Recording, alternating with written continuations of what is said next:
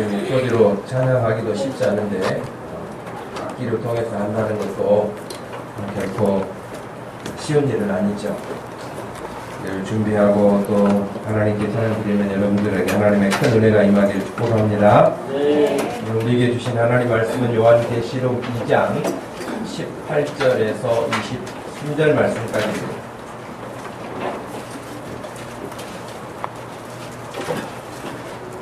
요한계시록 2장 18절에서 23절 말씀까지 찾으셔서 우리 말씀을 한 목소리로 읽겠습니다. 두아디라 교회의 사제에게 편지하라.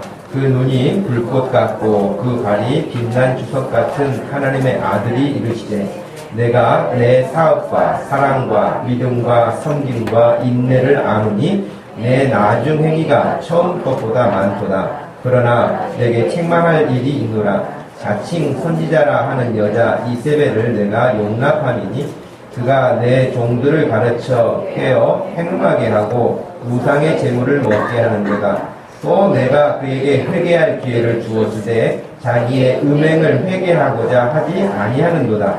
볼지어다 내가 그를 침상에 던질 터이요 또 그와 더불어 간음하는 자들도 만일 그의 행위를 행하지 아니하면 큰 환란 가운데 던지고 또 내가 사망으로 그의 자녀를 죽이리니 모든 교회가 나는 사람의 뜻과 마음을 살피는 자인 줄 알리라.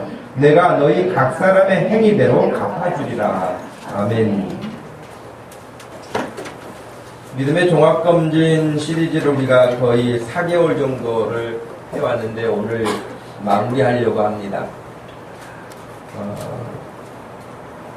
우리가 통상적으로 건강검진을 할 때에 준비사항도 있죠. 특별히 이제 그 대표적인 것이 혈액검사를 통해서 검사하게 될 때는 공복에 이렇게 혈액을 채취해야 되기 때문에 밥을 먹지 말라, 밥을 또 물도 마시지 말라, 그런 경우들도 있죠. 그래서 우리의 건강 상태를 이렇게 체킹을 하는데요. 또 어떤 경우에는 기본적인 검사도 있지만은 아주 세부적인 검사들도 하게 되잖아요. 요즘에는 정말 다양해져서 검사를 세밀하게 볼 수 있죠. 옛날 같으면 무슨 병인지도 모르고 죽는 경우들이 허다하죠. 그러나 지금은 그 병이 무슨 병인지도 알 뿐만 아니라 병이 무슨 병인지를 알면 치료하는 길도 열리잖아요. 그래서 지금은 무슨 병인지도 모르고 죽는 경우는 옛날과 비교할 수 없을 만큼 미미한 수준이라고 해야 할 것입니다. 물론 지금 우리나라만 하더라도 이 병명이 무엇인지를 모르는 병이 100가지가 넘는다 그래요. 그러니까 난치병이라고 말하죠. 그러니까 병명이 무엇인지를 모르니까 당연히 거기에 대한 치료책도 없습니다. 어떻게 치료할지를 모르는 거죠. 병명을 모르니까요. 근데 그런 종류가 이렇게 의술이 발달하고 그랬는데도 불구하고 지금 우리나라만 하더라도 100종류가 넘는다는 거예요. 그러니 검사를 어떤 한 부분을 했다고 해서 나머지가 다 깨끗하다, 그럴 수 없는 것이 우리들이 살고 있는 이 시대의 모습이죠. 어떤 사람은 유명한 병원에 가서 정말 열심히 잘 하는 경우도 있고 깊이 자세하게 하는 경우도 있고 또 그렇지 못한 사람도 있죠. 근데 문제는 뭐냐면 결과가 같은 것은 어떤 그 프로그램으로 검사를 했든지 간에 의사의 소견을 듣는 거예요. 5가지를 검사했든 10가지를 검사했든지 간에 나중에는 그 검사 결과를 가지고 의사를 만나게 돼요. 그 의사를 만나게 되는 과정에서 검사 결과가 이렇습니다, 저렇습니다라고 이야기를 해주죠. 심지어는 그런 이제 결과를 보러 가가지고 더 이상 이렇게 미룰 수 없습니다. 빨리 수술을 하지 않으면 큰일 납니다. 죽습니다. 이렇게 해서 여러분 병원에 갔다가 수술한 사람들도 있잖아요. 바로 너무 급한 막 이렇게 사람이 대기의 환자들도 있는데도 불구하고 이 사람은 지금 하지 않으면 위급하다. 그래서 다른 사람들을 좀 미루고 이 사람을 수술하는 경우도 있거든요. 그리고 여러분 또 어떤 경우들은 자기 발로 병원에 검사로 갔다가 살아나오지 못하고 죽어서 나온 사람도 있어요. 그러니까 자기가 병원에 갈 때까지만 하더라도 저게 심각하다고 생각하지 못하고 자기가 병원에 갔는데 자기가 걸어갔어요. 들어갈 때는. 검사도 하고 다 했는데 나올 때는 살아서 나오지 못하고 죽어서 나오는 경우도 꽤 있습니다. 문제는 여러분, 병원 의사가 검사 결과지를 가지고 환자를 만날 때에 어떻게 이야기를 해줍니까? 아, 이 사람은 유명한 사람이니까, 이 사람은 공부를 잘하는 사람이니까, 이 사람은 돈이 많은 사람이니까, 이 사람은 권력 있는 사람이니까 거기에 맞춰서 건강 상태를 이야기를 해줍니까? 그 사람의 얼굴 보고 말해주는 게 아니고요. 의사가 이야기해줄 때는 검사했던 결과지를 보고 말하는 거예요. 혈액검사를 했는데 혈액검사 중에서 20가지를 검사해봤습니다. 그런데 이 부분에는 건강하고 이 부분에는 약한 부분이 있고 이 부분은 아주 위험합니다. 이렇게 건강 데이터를 가지고, 검사 데이터를 가지고 말을 하는 것이지 그 사람 배경이나 얼굴이나 환경을 보고 말하지 않는다고 하는 것입니다. 제가 이 말씀을 서두에 드리는 것은, 여러분, 우리가 지난 14주를 통해서 여러 가지 주제, 그러니까 14가지 주제를 가지고 우리의 믿음이 진짜, 내 믿음이 건강한가 한번 점검해보자. 누군가가 뭐 청진기를 들어서 이렇게 나에게 하는 것이 아니라 내 스스로가 말씀을 듣는 중에 내 믿음은 지금 여기에 비춰봤을 때 건강성이 있는가? 병들었는가? 약한가? 강한가? 그런 부분들을 한번 살펴보자고 했던 것이죠. 어떤 사람은 그래, 꼭 내 모습과 같다. 내 정말 약한 부분인 것 같다. 저 부분이. 이 부분을 내가 좀 어떻게 보강해야 되겠구나. 회복해야 되겠구나. 그런 사람도 있겠고, 정말 성령의 은혜로 교훈을 늘 받는 사람도 있어요. 예배를 드리지만 전혀 반응이 없는 사람도 있고요. 예배를 드리는 중에 성령께서 그 말씀을 내게 깨닫게 해주세요. 성령님의 큰 사역 가운데 하나가 뭐냐면 말씀을 생각나게 하시고요. 말씀을 깨닫게 하시고요. 말씀이 내 삶의 교훈이 되도록 하시는 일을 누가 하시냐? 성령님이 하시는 거예요. 그래서 여러분 늘 예배 시간에 성령님을 사모해야 되고 성령님의 은혜를 기대해야 돼요. 그런 사람의 믿음은 날마다 새롭게 성장해 가겠죠. 그래서 말씀을 듣기 전과 말씀을 들은 후가 분명히 다른 사람들도 있어요. 그러나 어떤 사람은 10년이 가도 말씀 듣는 10년치의 분량이 있어도 아무런 변화가 없는 경우가 있어요. 어떤 사람은 한 번 들었는데도 변화가 일어나는 사람도 있어요. 여러분 잘 아시는 것처럼 사람 잘 안 변하잖아요. 그렇죠? 잘 안 변해요. 왜 잘 안 변할까요? 여러 가지 이유가 있을 거예요. 사람이 잘 변하지 않는 여러 가지 이유가 있을 거예요. 마음에는 내가 그래야 되겠다. 그런데 잘 안 되는 거 습관. 어떤 사람은 약속 시간이 있는데 꼭 5분 늦는 사람이 있어요. 그럼 그 사람이 정말 허겁지겁 바쁘게 와서만 늦느냐? 아니에요. 그 전에 시간이 30분 정도도 있어요. 그런데 30분 정도 시간이 넉넉하게 있는데도 불구하고 그때 안 나와요. 습관이 안 나와. 그리고 또 뭐 하다가 허겁지겁 나와서 또 5분 늦어요. 예배 시간도 마찬가지고요. 예배 시간도 미리 나온 사람도 있는가 하면 늦는 사람은 거의 1년 내내 늦어요. 여러분 스스로도 한번 생각을 해보세요. 미리 와서 준비하는 나는 예배자인가? 허겁지겁 와서 정신없이 예배하는 자인가? 한번 생각해보면 잘 안 바뀐다. 습관. 또 한 가지는 게으름 때문에. 게을러요.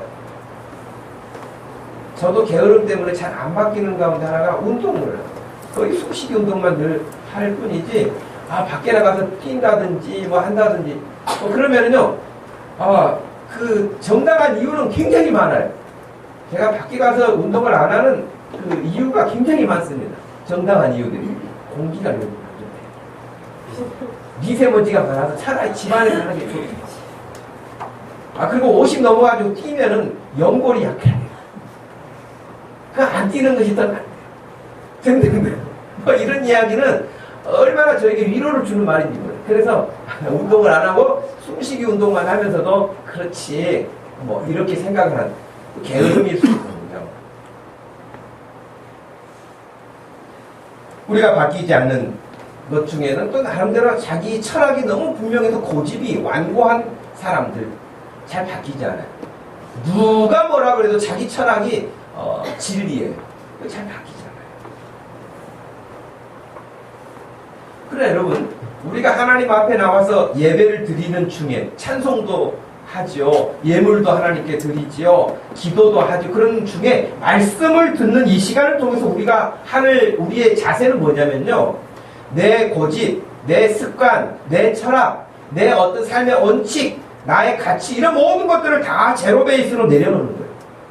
다 내려놓고 이 시간을 통해서 말씀하시는 그 말씀을 받아들이는 거예요. 이게 없으면 여러분 믿음이 전혀 자랄 수가 없어요. 왜? 하나님의 말씀도 다 내 생각에서 커트하는 거예요. 이건 이래서 안 되고 이건 저래서 안 되고 다 그래서 하나님의 말씀이 내게 남지를 않아요. 그래서 오늘 예배를 드리고 말씀을 듣고 집에 돌아가도 오늘 말씀 듣기 전과 전혀 달라지는 모습이 없어요. 왜? 내 모습 그대로 살아가기 때문에. 그래서 여러분 예배 시간에 말씀을 듣는 시간에 특별히 신경 써야 할 부분은 뭐냐면 여러분들이 제로 베이스를 다 내려놓고 오늘 말씀하시는 것 중에 그 말씀을 듣고 내가 이렇게 해야겠다. 내가 말씀을 듣고 내가 이번 주에 이렇게 살아야겠다 라고 하는 것을 붙잡는 거예요.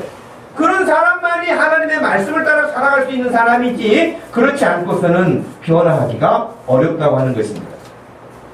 성도라 하는 사람들, 그리스도인이라 하는 사람들은 바로 늘 하나님의 말씀 앞에서 그런 자세를 잃지 않는 사람들을 두고 하는 말인 것입니다.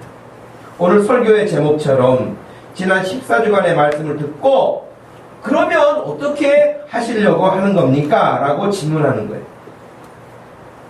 이런 모습을 우리에게 잘 시사하고 있는 교회가 바로 두아디라 교회라고 할 수 있습니다.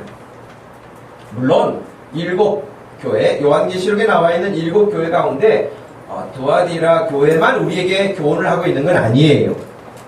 여러분 7교회 가운데 진짜 책망을 하나도 받지 않은 교회, 빌라델비아 같은 교회도 있어요. 책망을 받지 않았어요. 칭찬만 받았어요. 정말 그런 교회도 있구나. 성가나 교회도 마찬가지죠. 여러분 책망은 없이 칭찬만 받을 수 있으면 얼마나 좋겠어요. 그런데 라오디게아 교회, 사대교회 같은 교회는요 칭찬을 하나도 못 받고 책망만 받았어요. 또 칭찬도 받고 책망도 받은 교회도 있어요. 여러분의 믿음은 어떤 스타일일 것 같아요? 우리가 주님 앞에 서게 되면 우리 주님 앞에 우리가 책망만 받을 것 같아요? 칭찬만 받을 것 같아요? 책망도 받고 칭찬도 받을 것 같아요. 그럼 우리는 아마 무난하게 3번을 거의 선택할 거예요. 나는 칭찬만 받을 거예요. 나는 책망만 받을 거예요. 그러진 않을 거라고. 그런데 분명한 것은 칭찬만 받는 믿음도 있다는 거예요. 책망만 받는 상태도 있다는 거예요. 근데 여러분 특별히 책망만 받았던 교회를 한번 생각을 해보세요. 사대교회 같은 경우는요 예수님이 어떻게 말씀하셨냐면 사대 교인들이 자기들 스스로 생각할 때는 우리가 생동력 있고 우리가 살아있다는 거예요. 너희들이 말로는 살아있다고 하는데 예수님이 보시니까 너희들은 실상 죽어있다는 거예요. 좀 무섭죠. 자기들은 살았다고 하는데 예수님이 죽었다고 말씀하시니까 얼마나 황당합니까? 너무 지금 편차가 크잖아요. 아픈 정도가 아니라 죽었다고 말해요. 너희가 살았다고 말하지만 실상은 죽은 것이다. 죽은 것이다 라고 하는 그런 가장 기본적인 이유 가운데 하나는 뭐냐면 행함이 없어서 그래요.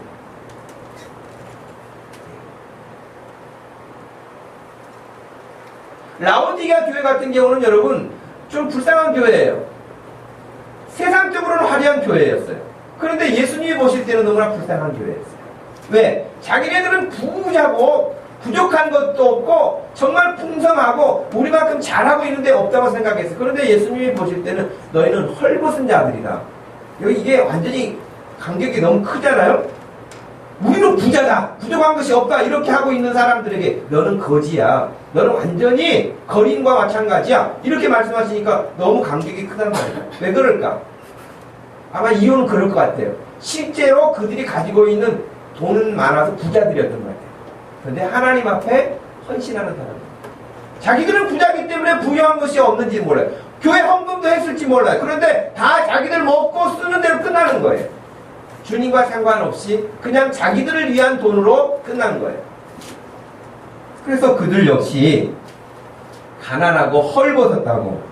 그래서 예수님이 하신 말씀은 뭐냐면, 야, 안약을 써서 지금 너희 눈에 바르고 좀 봐라. 너희들의 실상을 좀 봐라. 그런 거예요.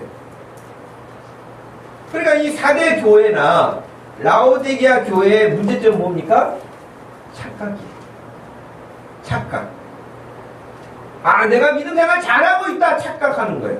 내가 이 정도 하면 됐다 착각하는 거예요. 근데 여러분, 우리 흔히 하는 말로 착각은 뭐라 그래요? 착각은 자유다. 착각은 자유지. 자기가 뭐 대단한 것처럼 막 자기 스스로에 빠져가지고 자기 자아 도취라 그러잖아요. 이런 경우 믿음 생활에서 이 두 교회가 바로 그와 같은, 우리는 부자다, 우리는 살아있다, 우리는 생동감 있다 그랬는데 예수님이 판결하시기는 전혀 다른 모습이었다고 하는 것이죠. 여러분, 지금 우리나라 이제 경주에 지진이 좀 세게 왔잖아요. 이번에 지진이 왔는데, 우리 지금 정부에서는 지금 그 원자력 발전소가 저기 전라남도 영광에 하나가 있고, 그리고 나머지는 전부 다 이렇게 경상 동해안 쪽에 있잖아요. 그 다 지진 지대로 지금 나오는데, 정부에서는 늘 안전하다 그렇게 말하잖아요. 근데 여러분, 우리 국민들은 정부에서 안전하대, 그래서 동해안 쪽에 가서 땅 투자할까요? 그쪽에 가서 집 살까요? 제가 봤을 때는 그러기는 어려울 것 같아요. 안전하다고 정부가 말하지만은 믿지 않는 것 같아요. 우리는 너무 많이 속아왔기 때문에 그렇죠. 여러분, 63빌딩이 절반까지 잠긴다는 이야기 들어본 적 있죠? 63빌딩이 절반 잠기면 여러분, 여기는 어떻게 되겠어요? 누가 그런 말 했죠? 금강산 두한이 형님이 그런 말씀을 하셨죠. 그래서 여러분, 평화의 댐을 짓자. 그래가지고 얼마나 전 국민에게 돈을 걷어가지고 평화의 댐. 그러면서 그 문제는 뭐냐면, 그런 발표를 했을 때 전두환이라는 사람이 직접 나와서 이야기를 합니까? 그러지 않아요. 누구를 내보냅니까? 전문가들을 내보냅니다. 전문가들을 내보냅니다. 그 전문가들이 막 수치를 이야기하면서 그쪽에서 댐을 방류해가지고 이렇게 터지게 되면은 엄청난 물, 수억 톤이, 수십억 톤이, 뭐 수백억 톤이 물이 내려와서 완전히 다 물로 쓸어버리게 될 것이다. 이런 전문가들이 말을 하니까, 전문가가 아닌 사람들이 들을 때는, 아니 전문가가, 그리고 대학 교수가, 아니 무슨 박사가 저렇게 말하는데 그 맞을 거야. 여러분 그런 생각하지 않겠어요? 그러기 쉽다는 거죠. 모든 거 할 때마다, 여러분 정부에서 할 때마다 전부 다 전문가들이 나와서 다 발표하죠. 그러나 그 발표에는 거짓도 있을 수 있고요, 어쩔 수 없는 압력 때문에 자기 생각과는 다르게 말하는 사람도 있을 수 있고요, 뭐 그러기는 하겠지만, 그런 것들에 몇 번 우리가 속고 나면 그 다음부터는 잘 믿어지기가 어렵겠죠. 괜찮다고 말하지만은 누구도 괜찮다고 생각하지 않는 것처럼, 여러분의 믿음도 마찬가지지 않을까요? 누군가가 말하면 괜찮은 것 같아. 근데 또 보면은 심각한 문제가 있는 것 같아. 혼란스러워요. 지금 여러분, 우리가 살고 있는 이 대한민국에는 정말 말도 안 되는 이단들이 많잖아요. 말도 안 되는 이단들. 근데 그 이단들은 우리 눈으로 봤을 때는요, 얼마나 열심인지 몰라요. 이단들이 그렇게 열심히 해요. 왜 그럴까 싶어요. 제가 그 부교육자로 사역했던 교회 어떤 목사님은 그랬어요. 이단에게 배울 것은 배워야 된다. 그러니 저는 별로 그렇게 어감이 좋지는 않았는데 그 열심에 대한 부분을 말했겠죠. 여러분, 이단들이 얼마나 열심인지 몰라요. 엊그제 여러분, 잠실 주경기장에서 신천지 10만 명이 모였어요. 근데 여러분, 놀라운 게 뭐냐면, 사람들 그 10만 명이 모이는데 그 사람들에게 문자 메시지가 전달이 됐어요. 기저귀를 차고 와라. 왜? 아침 9시부터 밤 10시까지 했어요. 중간에 화장실을 못 가게. 그 기저귀를 팔았어요. 그렇죠. 여러분, 제 말이 잘 안 믿어지죠?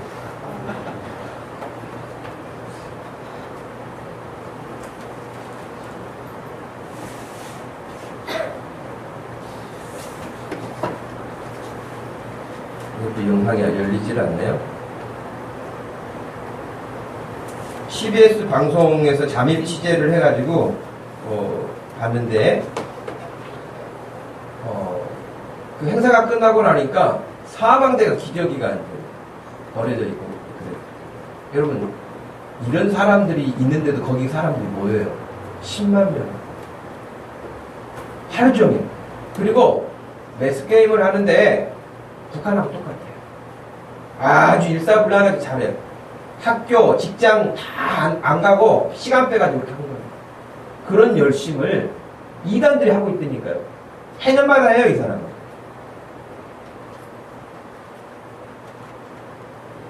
그럼 여기 이단에는 전부 공부도 안 하고 바보들만 다니는 곳인가? 그렇지 않아요. 네? 얼마나 많은 사람들이, 나름 똑똑한 사람들이 여기에 있는지 몰라요.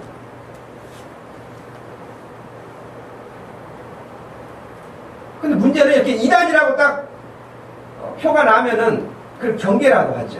이단이라고 표가 돼 있으니까. 그러니까 이게 우리나라가 지금 굉장히 영적으로 여러분 혼란합니다. 통합 측이라고 하는 교단에서 지금 총회장이 그 대표적인 이단, 큰 은혜교회인가, 하여튼 뭐 변목사라는 사람 그 이단, 그 다음 김기동 기신론 이단. 김기동 기신론은 이제 그 아들이 물려받아서 하고 있어요. 근데 그 교회 또 베레아 그뿐만 아니라 또 다락방 몇 가지 이단들이 있는데 그 이단을 해제한 거예요. 이제 이단 아니다. 그 회개할 기회를 줘야 된다. 등등등. 무슨 속으로 그랬는지 모르지만 그래서 통합 측에서 이번 총회를 앞두고 너희들 지금 뭐 하는 짓이냐 그래가지고 또 취소했어요. 그러니까 며칠간은 이단이었다가 며칠간 이단 아니었다가 그럽니까? 근데 여러분, 그들이 그런 것들을 다 이용하면서 교회를 혼란케 하고 사람들을 혼란케 한단 말이에요. 그래서 겉으로 멀쩡한 교회, 아니 겉으로는 더 화려한 예배당을 가지고 있는 교회들 중에 사람의 영혼을 완전히 망가지게 하는 교회들이 너무 많다는 거예요, 여러분. 근데 그것을 잘 모른다는 거예요.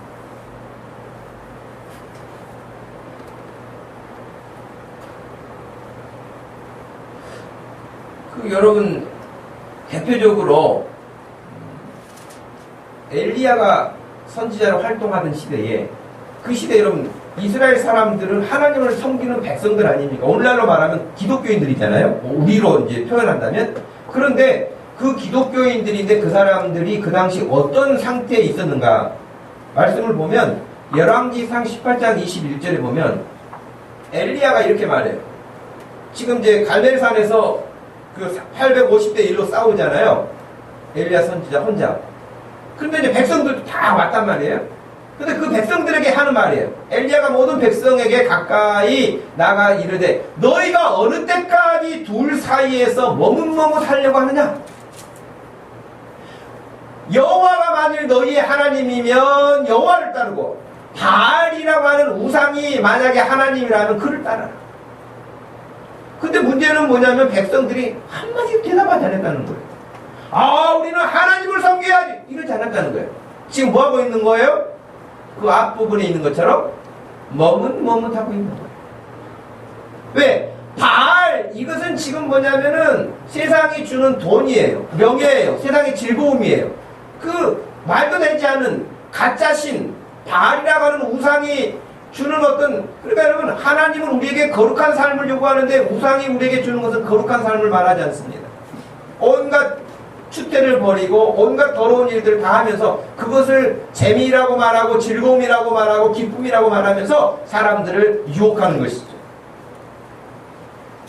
그러니까 사람들이 하나님을 섬기는 백성들이는데 이제 하나님만 섬기는 것이 아니라 바알한테도 갔다가 하나님 말씀이라고 하면 좀 이쪽에도 기웃거렸다가 갈팡질팡하고 있는 거예요. 그 시대에도 엘리야와 같은 선지자가 활동하던 그 시대에도 그랬다. 그럼 지금 같은 시대는 여러분 더 엉망과 같은 일들이 많을 환경 아니겠습니까? 하나님이 직접 선지자를 보내셔서 직접 대언하고 있는데도 그런 상황이라고 한다면 지금과 같은 시대는요, 춘추전 시대가 된 거예요. 이단들, 이단 사설, 다양한 것들, 거짓 가르침들, 온갖 말도 되지 않는 그런 가르침들. 연일 신문에서 보도되는 수없이 많은 기독교에 대한 지탄하는 내용들을 들어보면요, 저는 두 가지라고 생각이 들어요. 하나는 지도자가 잘못한 것이죠. 또 하나는 백성들이 잘못한 거예요. 똑같은 거예요. 저는 그래서 공범이라고 그래요. 말도 되지 않는 것을 요구하는데 다 들어주고, 그것이 믿음인 것처럼 착각하고, 뭘 믿는지, 어떻게 믿는지, 그런 거 구분도 할 줄 모르는 그런 사람들이 교회라고 하는 이름하에 너무 많다는 것이에요. 그래서 나중에 다 그것이 문제가 되어가지고 교회를 어지럽히는 거고, 하나님의 영광을 땅에 떨어뜨리는 거 아니겠습니까?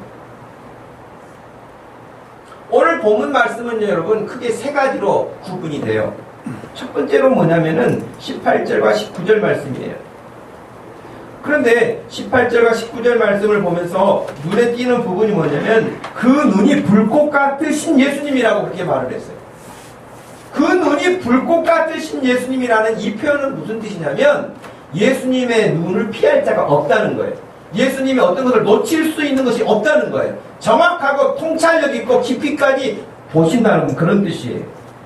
그 누구도 속일 수 없고 불공평하게 볼 수도 없고 전혀 판단에 문제가 없음을 강조하는 것이 불꽃 같으신 예수님의 눈으로 표현하고 있습니다.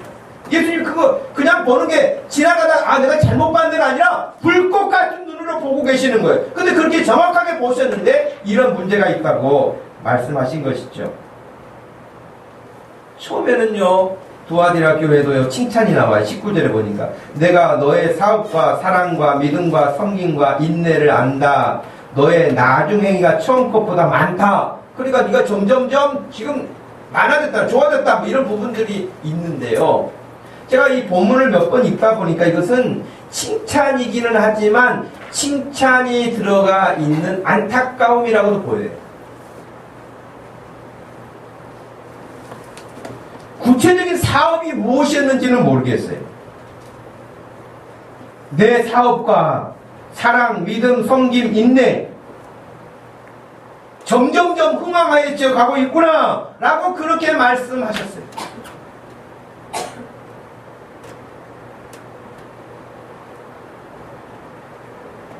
근데 여러분 참 저도 그 교회를 섬기면서 여러 가지로 고민을 하고 제가 알고 또 공부하고 연구해서 더 배워서 어떻게 하는 것이 가장 바르겠는가 하는 것을 늘 고민하죠. 근데 교회가 자기 교회, 자기 존재 자체를 망각하기 쉬운 시대를 살아요, 우리가. 이 시대가. 그래서 여러분, 교회가 요즘에는 사업도 많이 합니다. 교회가 사업을 해요. 예를 들어서, 뭐, 요양원 사업 같은 경우도 마찬가지죠. 물론, 큰 테두리로는, 뭐, 이분들도 잘 섬겨서 예수 믿게 해가지고 천국 가게 해야지, 뭐, 이런 이야기도 있지만, 그러기 전에 전부 다 계산기를 두드려서 돈이 되겠는가, 안 되겠는가를 살피고, 그래서 시작하는 사업이 교회 안에 너무 많아요. 어떻게 하면 돈을 벌 수 있는지를 너무 잘 알아요. 그래서 교회 안에 행해지는 사업, 제가 봤을 때는 그렇게 권장할 만한 일은 아니라고.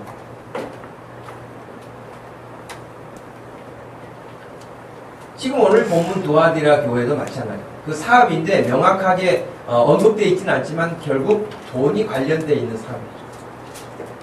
그 돈 때문에, 그것 때문에 여러분, 거기에 대한 믿음, 주님에 대한 믿음이라기보다는 거기에 대한 믿음, 거기에 대한 섬김, 거기에 대한 인내, 이것이 점점 더해가고 있구나 라고 말씀하신 거예요. 제가 봤을 때는, 엄밀하게 보았을 때는 칭찬이야.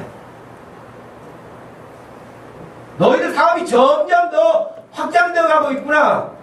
거기에 너희들 힘을 이전보다도 더 배로 쓰고 있구나. 아마 다 그렇게 말씀을 하고 계시는데 칭찬이라기보다는 안타까움으로 반어법을 쓰신 것과 같아요. 왜냐하면 그 다음 이야기가 좋은 이야기가 나왔으면 칭찬으로 끝날 수 있는데 그 다음 이야기가 얼마나 무서운 이야기가 나왔습니까?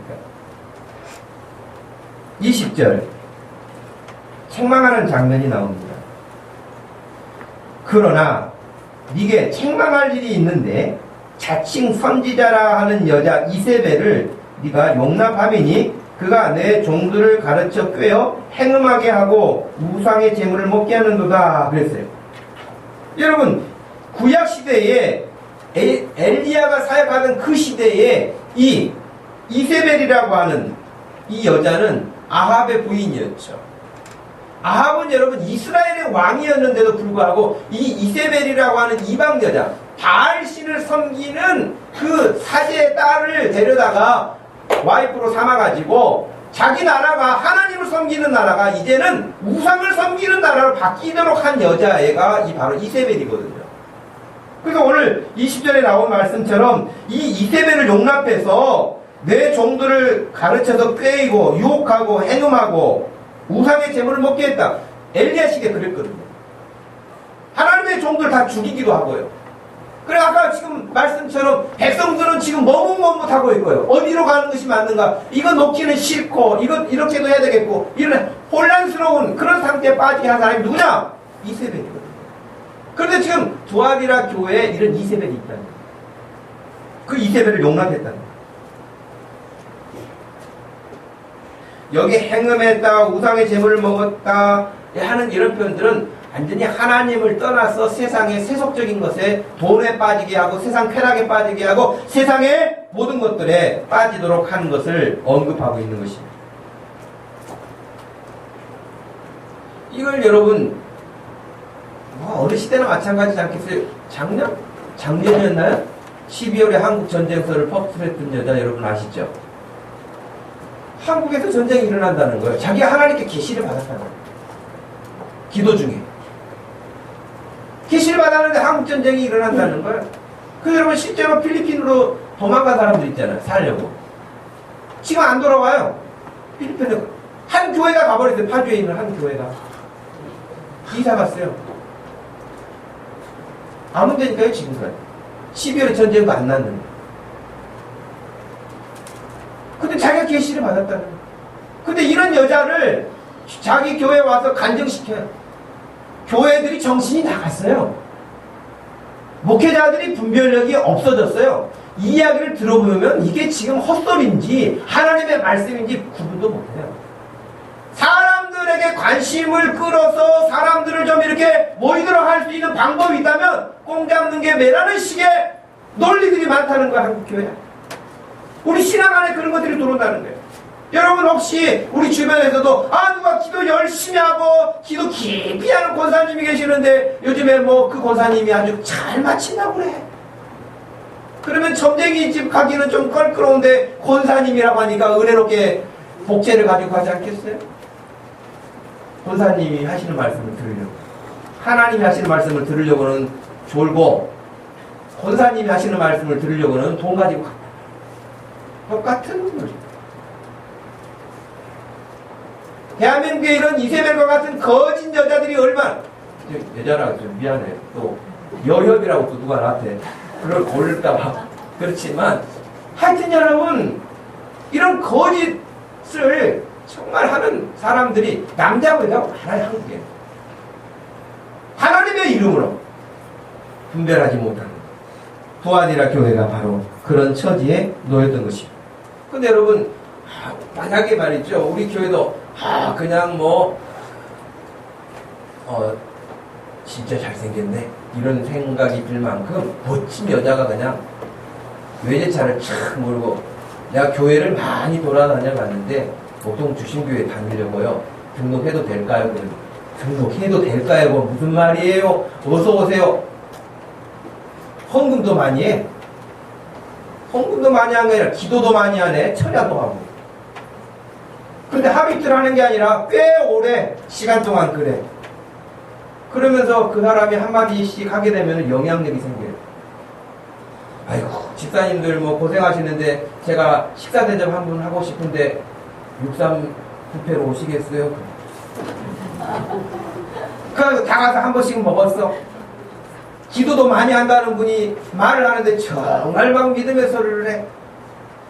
교회가 어떤 부분이 좀 재정이 필요하다 그러니까 아이고 목사님 그런 것 때문에 고민하지 마세요. 그러면서 그냥 헌금을 탁탁해. 그러니까 사람들이 아이고 하나님이 우리 교회 아주 그냥 복덩어리를 보내주셨구나. 그렇게 생각하기 쉽다는 거예요. 근데 이런 사람들 중에는 이세벨이 많다는 거예요. 어느 순간에 자기 정체를 드러내요. 자기 정체를 드러내서 자기 말의 영향력을. 그러면 이제 63빌딩 같은 한 번씩 먹은 사람들은 그 사람 먹은 것 때문에 설마 그러겠어? 기도도 많이 하시는 권사님인데 그러니까 저 사람이 저렇게 잘 사는데 무엇이 아쉬워서 거짓말하겠어? 등등등 좋게만 생각하고 다 넘어가요. 실제로 여러분 저희 대학원 동기 가운데 그 목사님 그랬거든요. 거의 10년 동안 그렇게 한 사람이 하루아침에 싹 끌고 신천지로 가버렸어요. 그렇게 이 목사님 병이 났죠. 병이 안 나면 정상이 아니죠. 나는 하여튼 뭐 여러 스트레스 이야기도 들었지만 여러분, 저희 친구들 가운데는 얼마나 힘들었는지 모르지만 저보다 나이가 더 젊은데도 생니가 다 빠진 사람이 있어요. 스트레스 때문에. 저는 생니가 빠진 적은 없어요. 여러분들이 저를 그렇게 괴롭히는 사람들도 아니고 그런 사람도 아니고 그런데 정말 힘들게 하시는 분들이 있는 거예요. 어떻게 생리가 다 빠질까? 눈이 먼 사람도 있어요. 극도로 스트레스 받아서 시력을 잃어버리는 분도 있어요. 그러니까 이게 다른 사람이 했다더라 그런 것을 들으면은 거짓말일 수도 있는데 저희 동기들 가운데 직접 그런 사람들을 보니까 이게 참 얼마나 힘든 부분인가 그런 생각도 하죠. 근데 여러분 이세벨 같은 여자가 싹 변장해가지고 들어오면 잘 분별을 못한다는 거예요. 왜 분별을 잘 못하느냐? 돈을 좋아하기 때문에. 본인이 돈이 많아서 헌금 많이 하면 본인이 하나님 앞에 은혜 받아서 열심히 한 거고 많이 한 거 그것 때문에 사람들이 그냥 이렇게 좀 받들어주는 거예요. 높여주는 거예요. 인정해주는 거예요. 그러니까 점점점 돈이 영향력을 갖게 된단 말이에요. 여러분 우리 교회 뭐 대단한 어떤 그룹의 회장이 온다 할지라도 그냥 한 형제로 이렇게 볼 수 있는 마음을 가져야지 회장님이 오셨다고 그렇게 벌써 부어지기 시작하면은 그건 문제가 돼. 그런다고 해서 또 무시해서 내나나 뭐 이렇게 생각하면서 그것도 문제죠. 기본 교양이 있어야죠 사람이. 그런데 우리가 어찌됐든 간에 교회 안에 이세벨과 같은 그런 세상 것들을 가지고 들어오는 것들이 있다는 거예요. 그래서 세상 것들을 여러분에게 먹이는 거예요. 세상의 즐거움을 여러분에게 자꾸 먹여주는 거예요. 여러분의 돈도 자꾸 주는 거예요. 그러니 그 맛을 끊을 수가 없어요.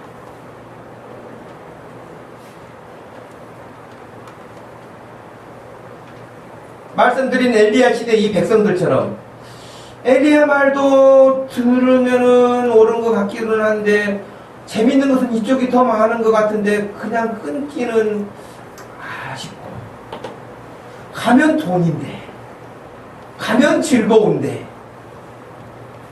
기도하는 자리에 오면은 추리를 트는 것 같고 기도하는 거 좋기는 하지만 괴롭고 힘들고 이러면서 믿음 생활을 이렇게 하면 어떻게 되겠어요? 두아디라 교회가 책망받은 것을 피할 길이 없다고 하는 것입니다.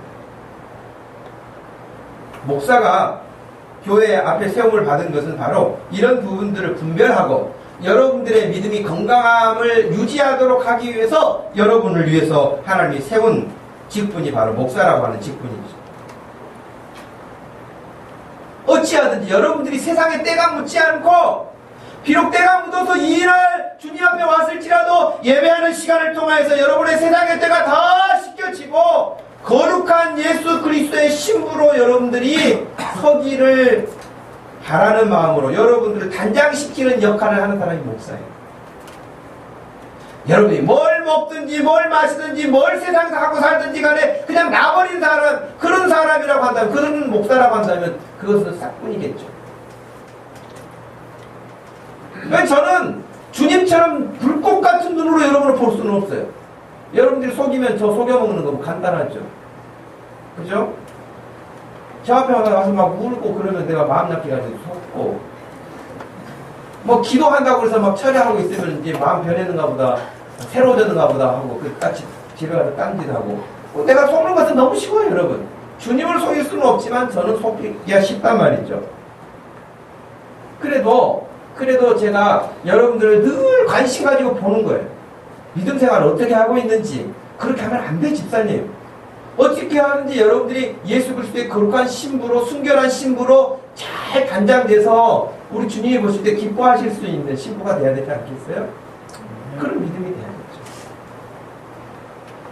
세상과 우리 주님 사이에 머뭇거리는 것이 아니라 과감하게 단절하고 끊고 주님을 붙잡을 수 있는 그런 믿음 되기를 축복합니다. 21절 말씀이 여러분 어떤 말씀인가 한번 읽어보실까요? 오늘 본문은 21절 말씀 한번 읽어봅시다. 또 내가 그에게 회개할 기회를 주었으되 자기의 음행을 회개하고자 하지 아니하는 거죠. 이게 문제인 거예요. 무엇이 문제라고 가르쳐 줬어요. 그러면 안 된다 라고 가르쳐 줬어요. 그런데 회개하지 않아요.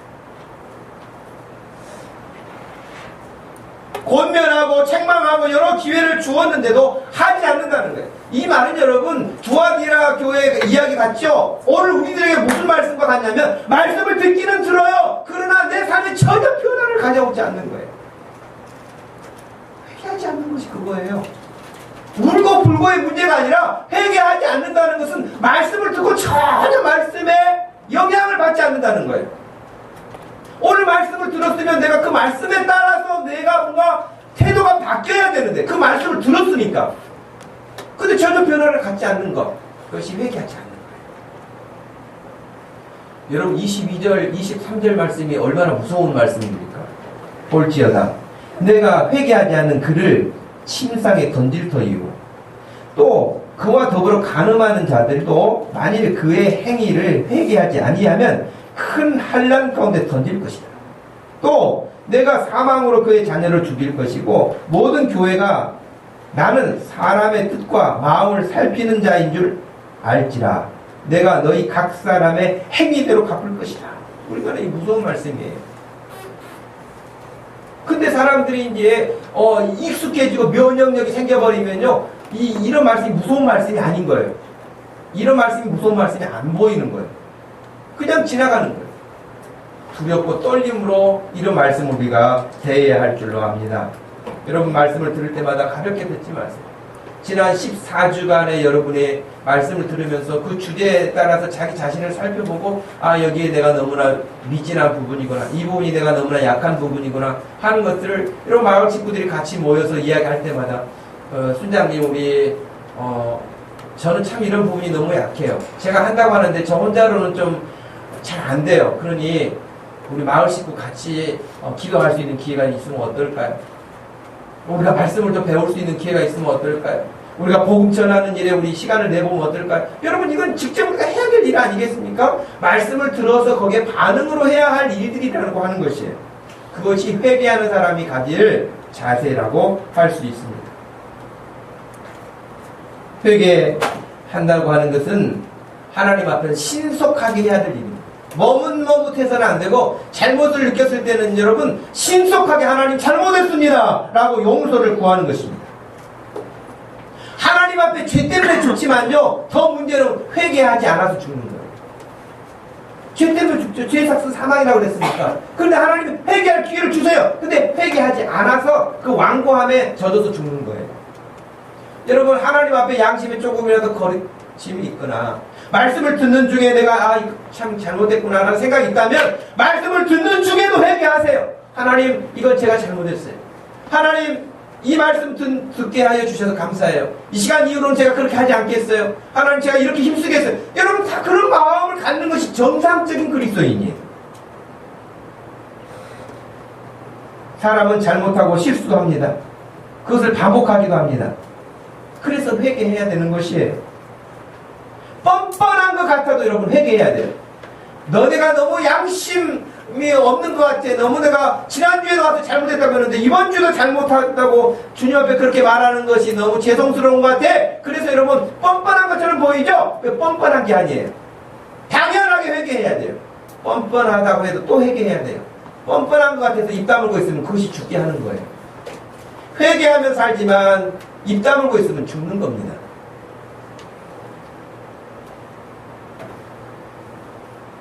그래서 회개할 뿐만 아니라 말씀드린 것처럼 여러분 혼자 잘 안 되니까 여러분 믿음 좋은 사람 곁으로 가세요. 믿음 좋은 사람하고 전화통화라도 한 번 더 하세요. 은혜 받은 사람하고 여러분 하세요. 그래야 여러분의 영혼이 살아요. 거룩한 생활, 경건한 생활에 힘쓰는 사람하고 말 한마디라도 더 하세요. 그래야 여러분이 선한 영향력을 받게 되는 것입니다. 우리가 14주에 걸쳐서 진단했던 것들을 여러분 오늘 마을 시간을 모임을 통해서 다시 한번 점검해 볼 수 있기를 바라고, 이제 마무리를 하면서 10월 접어들면서 우리 예수 그리스도에게 더 깊이 집중할 수 있는 그런 시간으로 우리가 전환하려고 합니다. 여러분 예수님에게 집중할 수 있는 것, 저는 복잡하게 생각하지 않습니다. 예수님이 하셨던 것을 따라서 해보려고 하는데 최선을 다해보자는 것입니다. 예수님, 우리가 예수 믿는 사람이로 이거 예수님이 나와 함께 계시는데 나도 예수님처럼 살 수 있는, 내가 직장을 가도 학교를 가도 집에 있어도 예수님처럼 예수님의 마음을 품고 예수님의 생각을 품고 살아보는 거예요. 그러기 위해서는 여러분 예수님이 하셨던 기도도 따라서 해보는 거예요. 예수님이 말씀을 가까이 했던 것처럼 말씀 가까이 해보는 거예요. 예수님이 복음 전하셨던 것처럼 복음 전하는 거예요. 여러분 예수님이 하셨던 것을 최대한 10월 한 달 동안 우리가 집중해서 우리 한번 따라 해볼 수 있는,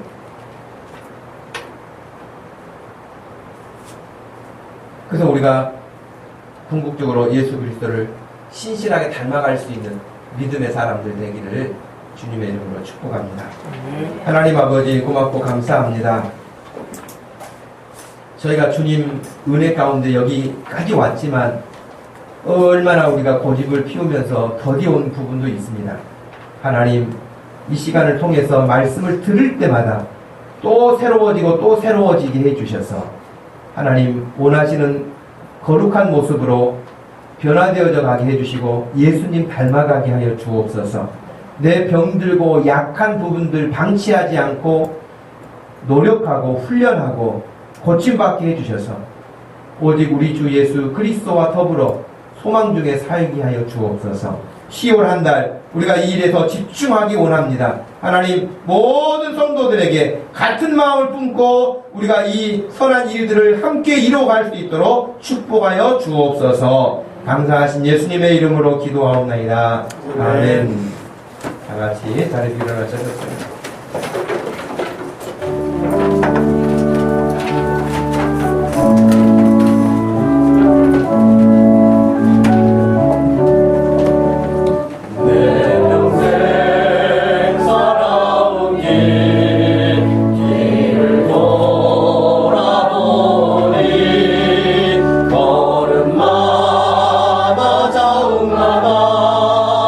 모두 깨끗이